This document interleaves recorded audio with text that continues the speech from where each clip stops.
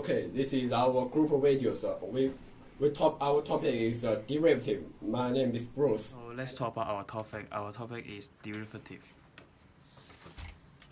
And this is our group member's name. So let's move on to the first part. The derivative of function f at x is divided as f dash x is equal limit, and x, which is this horizontal line, it depends on how big number is it, and fx plus h minus fx divided h, and this must provide in limit exists.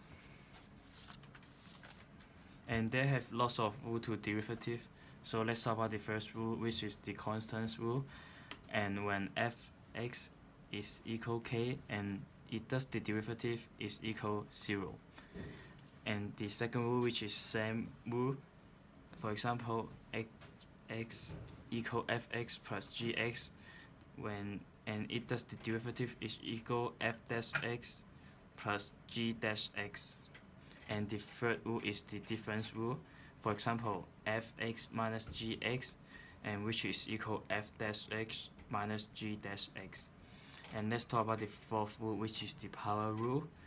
And for example, x and power of n, and when it does the derivative is equal nx and the power of n minus 1. And let's talk about the fifth rule, which is the product rule. And for example, f times g, and when it does the derivative is equal f dash times g plus f times g dash. And let's talk about the quotient rule, and which is, for example, f over g, and when it does the derivative is equal f dash times g minus f times g dash and over g squared. And let's talk about the last rule, which is the chain rule.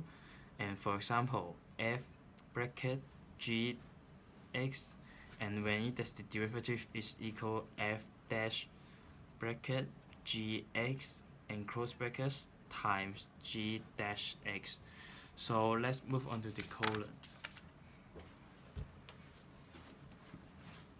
Yes, here is the example of the quotient rule. We use the quotient rule to solve this whole function's derivative function. We can be defined as the up derivative times down minus down times up derivative divided by down square, which can be written as x squared minus 2x times x minus 1 divided by x with the power of 4.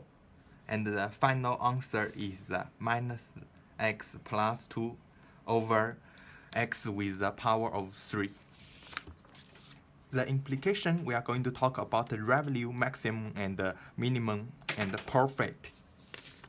The revenue function can be defined as Rx equal to P times X, which P is the price, X is the number or quantity. The marginal revenues can be defined as the derivative of function Rx. And the average revenue can be defined as the total revenue divided by X. The marginal average revenue is the average of the derivative Rx. And the next is the Bruce. Okay. Let's just talk about the derivation in maximum and minimum. We can see that this diagram, we can see that there has a local maximum, local minimum, global minimum, and global max. We can see that global minimum and global maximum, that is, we have some interval to find that it has a minimum and maximum. However, local max and local minimum, there has no limit from, they have no domain. They just see from this diagram.